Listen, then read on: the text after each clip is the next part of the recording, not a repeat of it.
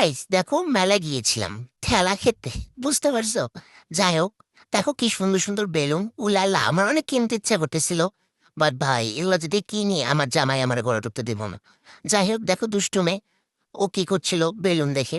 তাই আর একটা দুষ্টু মেয়ে, ওর আমি ক্লিপ নিতে পারিনি। আমি আর আর দুইটা দুষ্টুমি গিয়েছিলাম দেখো হাওয়াই মিঠাই। হাওয়াই মিঠাই আমার দেখতে ভালো লাগে ভাই, খাইতে ভালো লাগে না। আমি জানি না অনেক মেয়েরা আছে হাওয়াই মিঠাই দেখলেই কিনতে চায়, বাট আমার ভালো লাগে না। তো তারপর দেখো এই ক্যান্ডেলগুলো কত সুন্দর, ক্যান্ডেলগুলো অনেক সুন্দর ছিল, আমার বেশ ভালোই লাগতেছিল। আর এই বিশেষ করে এই ক্যান্ডেলগুলো কি সুন্দর ঘুমন্ত। তো এই যে হারিকেনটা ভাই, হারিকেনটার যে দাম 800 টাকা ভাই।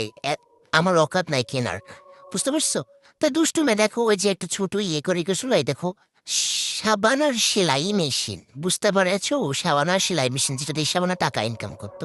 চুড়িগুলো অনেক বেশি রিজনেবল ছিল। তারপর দেখো এই যে আবার চলে আসলাম নাগরদোলার এখানে ভাই। এত সুন্দর সুন্দর, দেখতেই সুন্দর ভাই, বাট আমার উত্তরে ভয় লাগে। তারপর দিল চা, চা খাইলাম। চা কেনার পরে এই জিনিসটা আসলে কি আমি আসলে বুঝতে পারছিলাম না। আমি জাস্ট দেখেই চলে আসছি। তারপরে এই দেখো ওই যে আমরা বেলি ফুল কিনলো দুষ্টুমি, আমরা আবার একটা ভিডিও শুট নিলাম।